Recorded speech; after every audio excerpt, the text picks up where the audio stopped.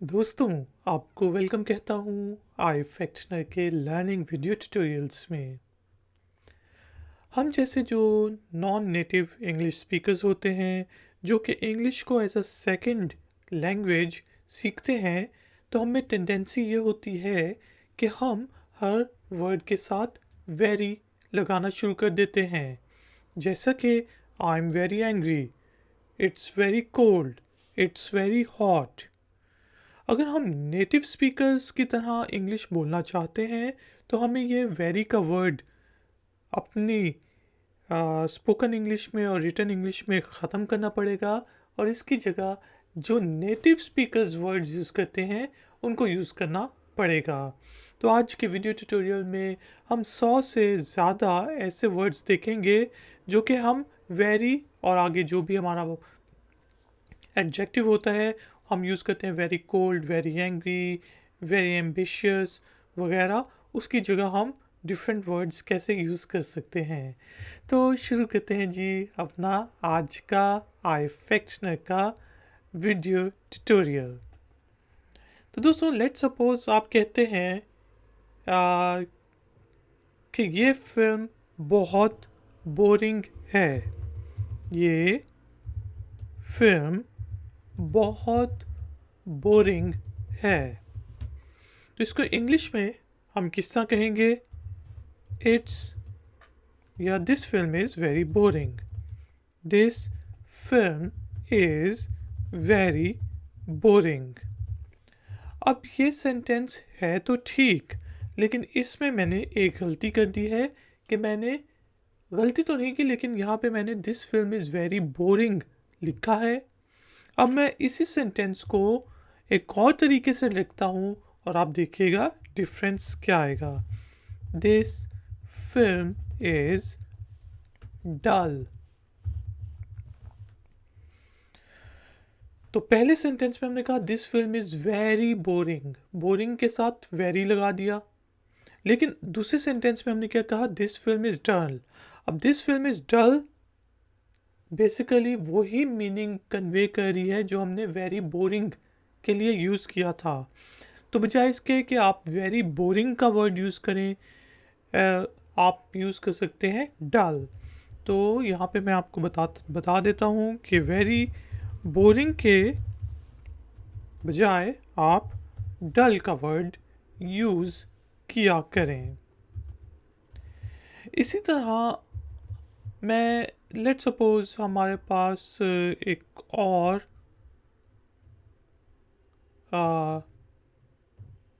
Word है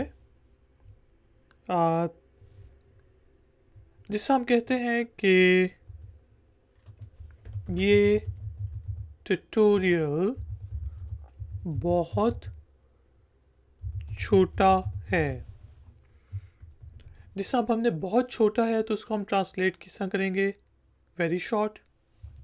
this tutorial is very short.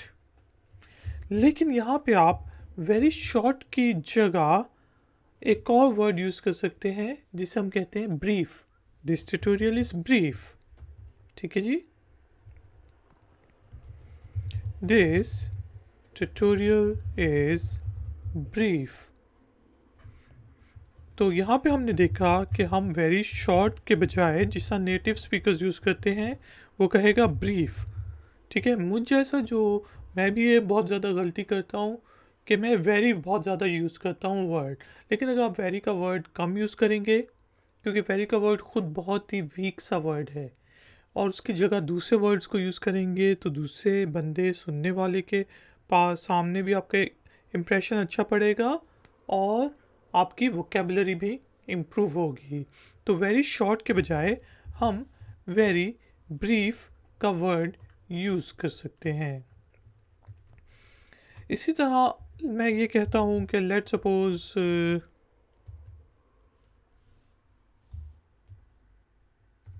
खाना बहुत बुरा है, तो हम किस तरह कहेंगे? The food is very bad. लेकिन इसके बजाय अगर हम इस तरह कहें, ज़रा गौर से देखिएगा, द फूड इज़ ऑफुल। तो इसमें आप क्या करें, आपकी इमोशंस शामिल हो गई कि यार खाना बहुत बुरा है, द फूड इज़ ऑफुल। तो यहाँ पे हमने देखा कि हम वेरी बैड के बजाय ऑफुल का वर्ड यूज़ करें तो ज़्यादा बेहतर होगा। Very bad, awful. इसी तरह लेट सपोज हम कहते हैं कि यार बहुत सर्दी पड़ रही है, आज बहुत सर्दी है। ठीक है, आज बहुत सर्दी है। इस चीज़ को हम नॉर्मल इंग्लिश में कहेंगे, जिसे हम आमतौर पे कहते हैं, तो हम कहेंगे इट्स वेरी कोल्ड टुडे, या टुडे इट्स वेरी कोल्ड। ठीक है, लेकिन इसकी जगह अगर हम इस तरह कहें इट्स फ्रीजिंग टुडे, तो इसका मतलब है कि फ्रीज हो रहा है, यानी कि 0 डिग्री से कम टेम्परेचर है। It's freezing today. तो अब आप दोनों वर्ड्स, दोनों सेंटेंसेस गौर से देखें।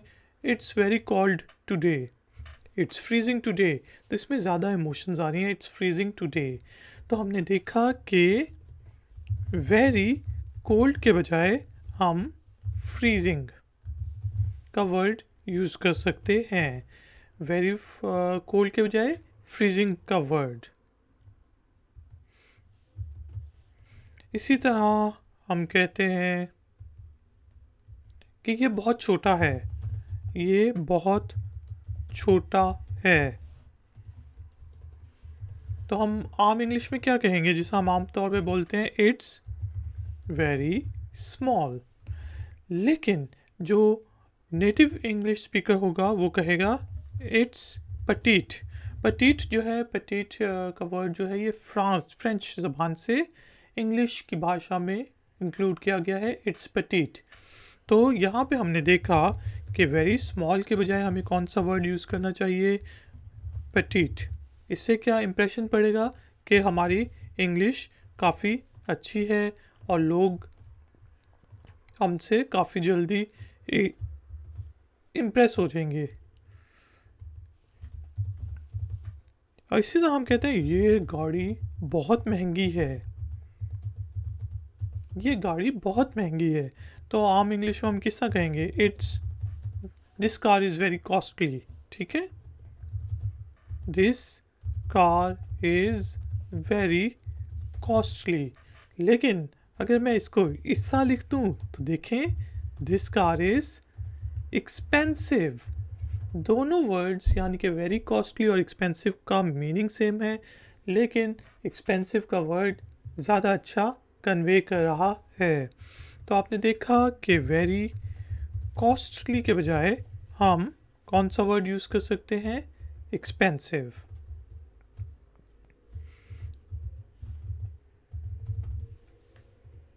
वेरी कॉस्टली और एक्सपेंसिव। इसी तरह दोस्तों, अगर हम कहते हैं लेट सपोज कि वो बहुत अमीर है। ठीक है, वो बहुत अमीर है, तो हम क्या कहेंगे, ही इज़ वेरी रिच। ठीक है, कि वो बहुत ज़्यादा अमीर है, ही इज़ वेरी रिच। लेकिन अगर मैं यहाँ पे इससा कहता हूँ ही इज़ वेल्दी, तो कैसा लगता है आपको, वेरी रिच अच्छा है या फिर वेल्दी का वर्ड। और बेसिकली वेल्थ से वेल्दी निकला है, तो आप खुद ही देखेंगे कि वेल्दी ज़्यादा अच्छा मीनिंग कन्वे करता है, बजाय इसके कि मैं कहूँ कि she is very rich, she is wealthy. इसी तरह आप कह सकते हैं यार ये ट्यूटोरियल बहुत स्लो है, बहुत आहिस्ता जा रहा है। ठीक है, ये ट्यूटोरियल बहुत स्लो है, this tutorial is very slow. इसकी जगह अगर मैं इस तरह लिख दूँ, दिस ट्यूटोरियल इज़ स्लगिश, तो कैसा रहेगा। स्लग जो है, जो स्नेल नहीं होती, जो बहुत आहिस्ता आहिस्ता चलती है बारिश के दिनों में, सिप्पी सी बहुत आहिस्ता आहिस्ता, उससे कहते हैं स्लग, उससे निकला स्लगिश, बहुत आहिस्ता। तो वेरी स्लो की जगह आप अपनी वोकेबलरी को इम्प्रूव करने के लिए और दूसरों पे ज़्यादा अच्छा इम्प्रेशन डालने के लिए कौन सा वर्ड यूज़ कर सकते हैं? स्लगिश का। इसी तरह आप कह सकते हैं, लेट्स सपोज ये ट्यूटोरियल बहुत अच्छा है, ठीक है, ये ट्यूटोरियल बहुत अच्छा है। इसको इंग्लिश में हम कैसे लिख सकते हैं? This tutorial is very good. लेकिन अगर इसके बजाय, वेरी गुड के बजाय मैं एक और वर्ड यूज़ करूँ तो कैसा रहेगा? This tutorial is excellent. This tutorial is excellent. तो यहाँ पे हमने देखा कि हम वेरी गुड के बजाय एक्सीलेंट का वर्ड यूज़ करेंगे तो ज़्यादा अच्छी तरीके से हम अपनी बात दूसरे तक पहुंचा सकेंगे। इसी तरह मैं कहता हूँ, यार आज बहुत गर्मी है, या बहुत गर्मी है, आज बहुत गर्मी है, आज बहुत गर्मी है, या ये बहुत गर्म है, ठीक है। ऐसा कर लेते हैं, ये बहुत गर्म है। कोई चीज़ है, दूध बहुत गर्म है, दूध बहुत गर्म है। इंग्लिश में क्या कहेंगे? The milk is very warm. अब वेरी वार्म के बजाय अगर मैं लिखता हूँ द मिल्क इज़ हॉट, तो कैसा रहेगा कि दूध गर्म है, बहुत गर्म है, द मिल्क इज़ हॉट। तो हमने देखा कि वेरी वार्म के बजाय हम हॉट का वर्ड यूज़ करें तो ज़्यादा बेहतर रहेगा।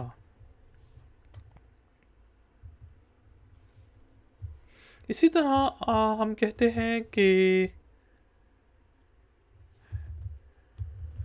कुछ लोग होते हैं बहुत केयरफुल होते हैं, बहुत ज़्यादा, वो बहुत केयरफुल है, वो डॉक्टर बहुत केयरफुल है, ठीक है, या वो बहुत मतलब केयर से काम करता है, बहुत ध्यान से काम करता है, वो बहुत ध्यान वाला है, ठीक है, केयरफुल लिख देता हूँ, वो बहुत केयरफुल है।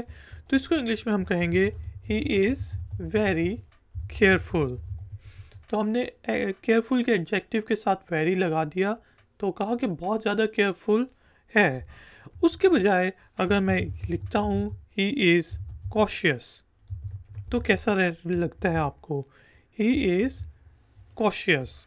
तो आपने देखा कि वेरी केयरफुल के बजाय आप कॉशियस का वर्ड भी यूज़ कर सकते हैं। और ख़ास तौर पे जब आप ऐसे राइटिंग कर रहे हो, कोई लेटर लिख रहे हो, तो अगर आप 10 जगह 20 जगह वेरी वेरी वेरी के साथ आगे एडजेक्टिव लगाते हैं तो वो आपके 20 वर्ड ज़ाया हो रहे हैं वेरी के साथ, और इम्प्रेशन भी ज़्यादा अच्छा नहीं पड़ रहा कि आपने एक सफ़े में 10 जगह वेरी लगाया हुआ है।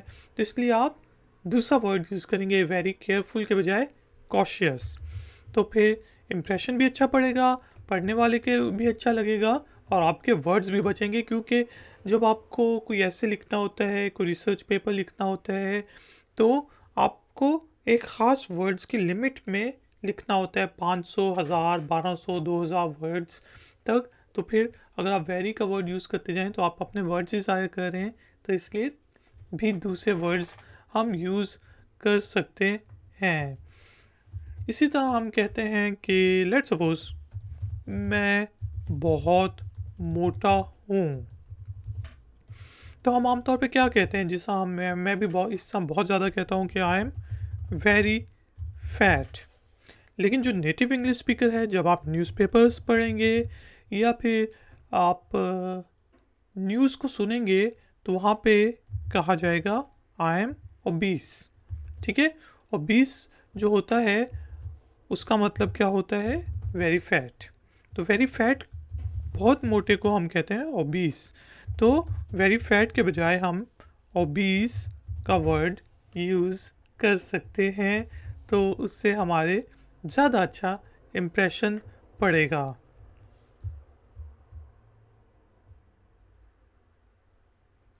इसी तरह हम कहते हैं कि ये खबर तो बहुत अच्छी है, ये खबर तो बहुत अच्छी है। आपने कहा मैं पास हो गया, मैंने कहा ये खबर तो बहुत अच्छी है, तो हम क्या कह रहे हैं, this news is very great. This news is very great के बजाय अगर मैं ये कहता हूँ this news is terrific, it's terrific, it's very great या इट्स टेरिफिक में आपको कौन सा ज़्यादा अच्छा सेंटेंस लग रहा है, तो वो होगा टेरिफिक का। ठीक है, इट्स टेरिफिक। तो हमने देखा कि हम वेरी ग्रेट के बजाय टेरिफिक का वर्ड यूज़ करें तो ज़्यादा अच्छा इम्प्रेशन पड़ेगा। It's very great, it's terrific, यार बहुत अच्छी खबर है।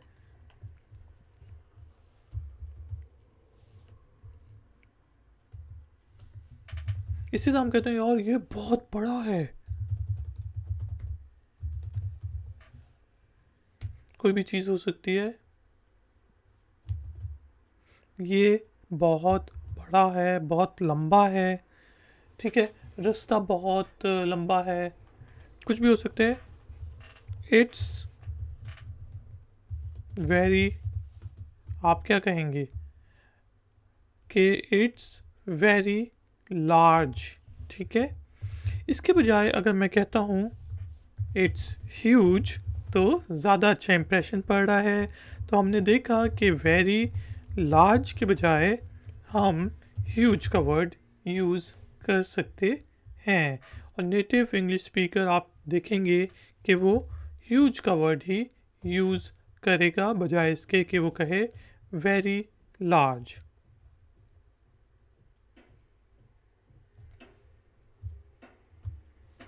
इसी तरह लेट सपोज हम कहते हैं कि मैं बहुत डरा हुआ हूँ। ठीक है, मैं बहुत डरा हुआ हूँ, मैं आपके सेफ्टी के लिए बहुत डरा हुआ हूँ। ठीक है, मैं बहुत डरा हुआ हूँ। सिंपल रखते हैं सेंटेंस को ताकि हम फोकस कर सकें। यहाँ पे हम कहेंगे आई एम वेरी अफ्रेड, आमतौर पे तो हम यही कहेंगे, लेकिन अगर मैं कहूँ आई एम फियरफुल, कि मैं डर से भरा हुआ हूँ, तो ये ज़्यादा इंप्रेशन देगा बजाय इसके कि मैं कहूँ आई एम वेरी अफ्रेड। तो वेरी अफ्रेड की जगह दोस्तों हमने देखा कि हम फियरफुल का वर्ड यूज़ करें तो ज़्यादा अच्छा एडजेक्टिव यूज़ कर सकते हैं। इसी तरह कहते हैं, हम कहते हैं कि यार वो बच्चा बहुत चालाक है, बच्चा बहुत चालाक है, बच्चा बहुत चालाक है, चालाक एडजेक्टिव है यहाँ पे। तो हम क्या कहेंगे, the child is very clever, the child is very clever. इसके बजाय अगर मैं वर्ड यूज़ करूँ द चाइल्ड इज़ इंटेलिजेंट, तो आपको कौन सा सेंटेंस अच्छा लग रहा है, the child is very clever या फिर द चाइल्ड इज़ इंटेलिजेंट। तो हमने देखा कि वेरी क्लेवर के बजाय हम इंटेलिजेंट का एडजेक्टिव यूज़ कर सकते हैं। She is very clever, she is intelligent. ठीक है, तो वेरी क्लेवर के बजाय हम इंटेलिजेंट का वर्ड यूज़ कर सकते हैं। हम कहते हैं वो बहुत तेज़ है, बहुत तेज़ काम करती है, कोई भी मशीन वो बहुत तेज़ है, तो हम क्या कहेंगे, it's very fast, it works very fast, वो बहुत तेज़ काम करती है। ठीक है, तो हम ऐसा कर देते हैं इट वर्क्स वेरी फास्ट, और इसके बजाय मैं यूज़ करता हूँ इट वर्क्स क्विकली। ठीक है, और अगर हमने दूसरा गुस्सा यूज़ करना था, इट्स वेरी फास्ट, तो उसकी जगह हम क्या यूज़ कर सकते थे सेंटेंस, इट्स क्विक। ठीक है, तो आपने देखा कि वेरी फास्ट के बजाय अगर हम क्विक या क्विकली यूज़ करें तो ज़्यादा अच्छा इम्प्रेशन पड़ेगा और लोगों को पता चलेगा कि आपकी वोकेबलरी भी बहुत अच्छी है। यार तू बहुत जालिम हो, हम कहते हैं ना, तुम बहुत जालिम हो, तो हम किसका कहेंगे, जिसका तुम बहुत जालिम हो। तो इंग्लिश में हम आमतौर पे क्या कहेंगे, यू आर वेरी मीन। इसके बजाय अगर मैं कहूँ यू आर क्रूअल, यार तूने अच्छा नहीं किया यार उसके साथ, यू आर क्रूअल, तो ज़्यादा अच्छा इम्प्रेशन पड़ेगा। तो हमने देखा कि वेरी मीन के बजाय हम क्रूअल का वर्ड यूज़ कर सकते हैं।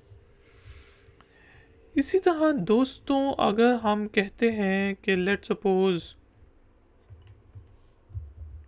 कि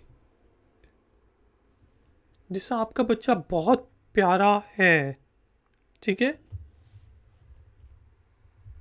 मैं कहता हूँ आपका बच्चा बहुत प्यारा है,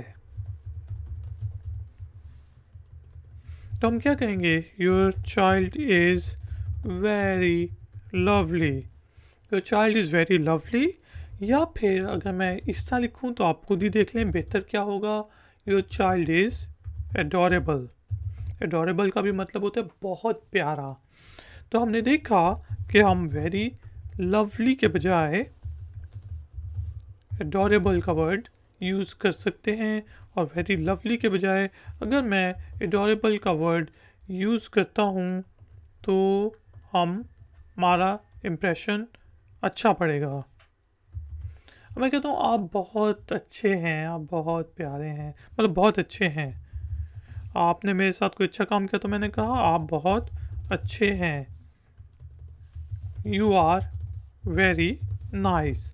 और इसके बजाय अगर मैं इस तरह कह देता हूँ कि यू आर काइंड, तो आपने देखा कि हम वेरी नाइस के बजाय काइंड का एडजेक्टिव यूज़ करेंगे तो ज़्यादा अच्छा इंप्रेशन पड़ेगा। यू आर वेरी नाइस के बजाय हम कह सकते हैं कि यू आर काइंड।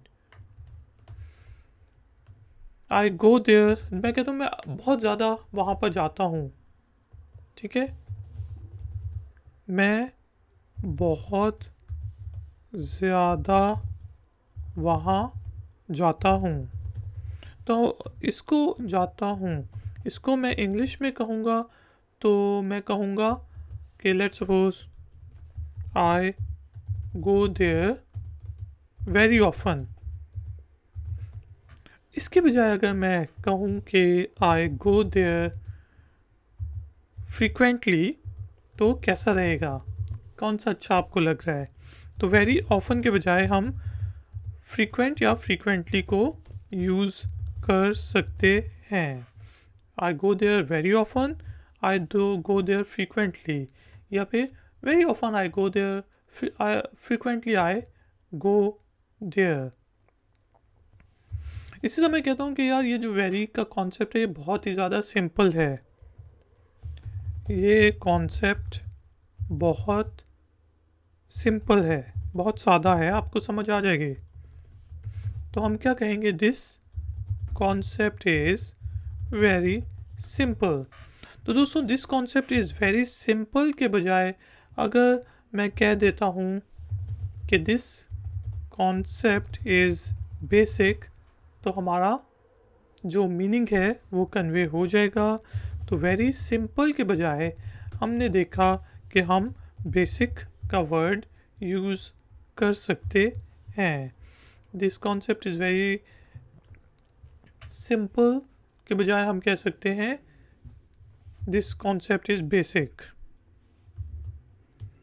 इसी तरह मैं कहता हूँ कि मैंने बहुत बड़ी गलती कर दी है। मैंने बहुत बड़ी गलती कर दी है। तो इस चीज़ को अगर मैंने कहना है तो मैं कहूँगा आई हैव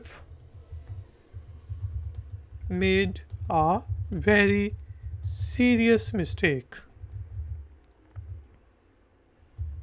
तो अब वेरी सीरियस के बजाय देखें कि अगर मैं लिखूं I have made a grave mistake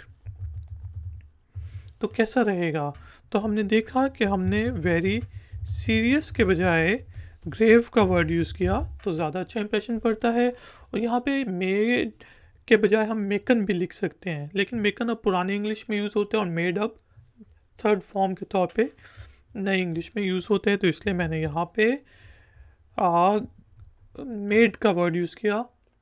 तो हमने देखा वेरी सीरियस के बजाय हम ग्रेव का वर्ड यूज़ करें तो ज़्यादा अच्छा इम्प्रेशन पड़ता है। अब लेट सपोज कोई गाड़ी है, उसके ऊपर मैं हाथ फेंक के कहता हूँ यार ये तो बड़ी स्मूथ है, जिस इस की सरफेस, जो सरफेस होता है ऊपर का हिस्सा, मैं कहता हूँ इसकी सरफेस तो बहुत चिकनी है। तो इंग्लिश में हम क्या कहेंगे, its surface is very smooth. लेकिन जब आप देखेंगे कि एड्स वगैरह आते हैं तो कहा जाता है इट्स सरफेस इज़ स्लीक। बहुत चिकनी है चीज़, बहुत मतलब सरफेस उसकी स्मूथ है, तो स्लीक का वर्ड यूज़ होता है।